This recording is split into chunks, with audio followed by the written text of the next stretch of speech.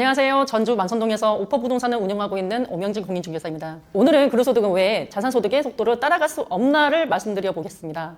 우리는 참 열심히 성실히 일을 하죠. 그 노동을 통해 근로소득을 얻게 됩니다. 그런데 사람들은 누구나 똑같은 근로와 똑같은 소득에 머물려고 하지는 않습니다.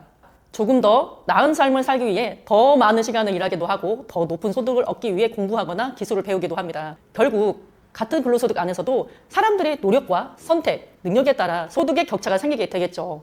이게 바로 근로소득 내에서도 발생하는 양극화입니다.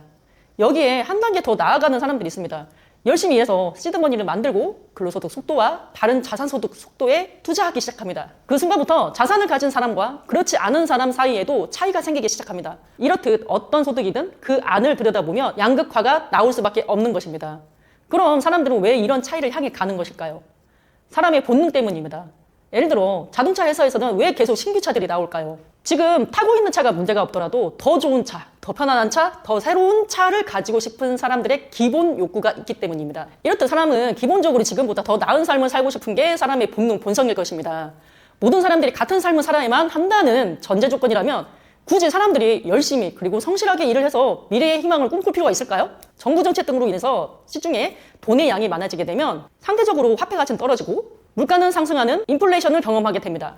그때에 사람들은 부동산 같은 실물 자산에 더욱 관심을 갖게 됩니다.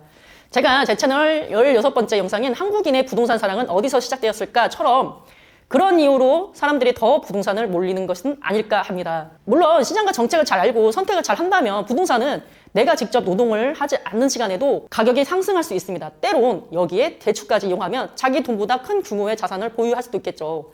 예를 들어 1억에 5%는 500만 원입니다. 그런데 자기 돈 1억에 대출 3억 원을 더해 4억짜리 부동산 샀는데 가격이 5%가 올랐다면 자산 가치는 2천만 원 상승했을 것입니다. 물론 이자 비용 등 각종 비용을 반드시 제외해야 하지만 자산 상승기에는 같은 1억 원으로도 노동소득보다 훨씬 큰 금액이 움직일 수 있는 구조입니다.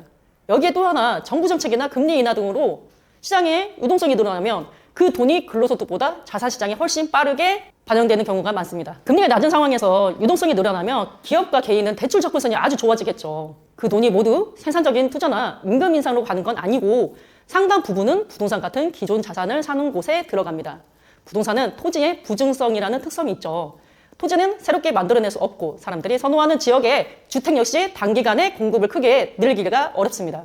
그런데 사려는 사람과 돈이 늘어나며 자산의 가격은 빠르게 올라갈 수밖에 없겠죠. 물론 자산소득이 언제나 빠른 것은 아닙니다.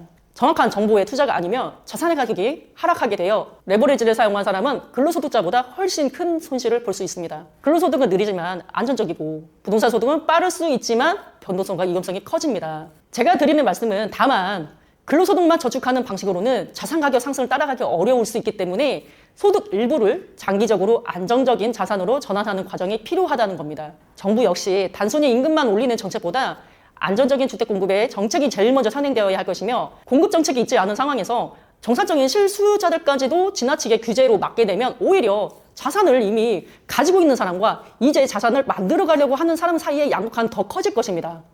인간의 기본 욕구를 억누르기보다 공정하게 자산을 형성할 수 있는 환경을 만들어 근로의 가치도 존중받고 노력해서 만들어낸 자산의 가치 역시 존중받는 사회, 이런 균형이 먼저 필요하지 않을까요? 여러분의 구독과 좋아요를 꼭 부탁드리며 앞으로도 저는 데이터를 기반으로 부동산 시장을 분석하고 직접 보여드리며 상담과 중개를 이어나가겠습니다.